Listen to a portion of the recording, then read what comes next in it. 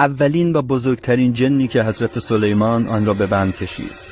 بائل، اولین و بزرگترین شیطانی که حضرت سلیمان آن را به قل زنجیر کشید.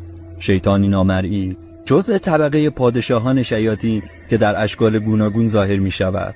گاهی اوقات مانند گربه، گاهی اوقات مانند یک بزق و بعضی اوقات نیز به صورت یک مرد که او را می شناسید. بائل بیش از 66 سپاه از شیاطین را فرماندهی می کند و فرماندهی منطقه جنوب جهنم با اوست. عبریان در زمانهای قدیم این شیطان را به جای خداوند پرستش می کردند. سومریان او را به نام مردوک می شناختند و او را می پرستیدند. آنچه که از اشکال به دست آمده از تمدن مصر باستان نشان می دهد، اورسیس، خدای مصر باستان، همان بائل بوده است. برای شنیدن داستان‌های بیشتر کانال من رو سابسکرایب کنید.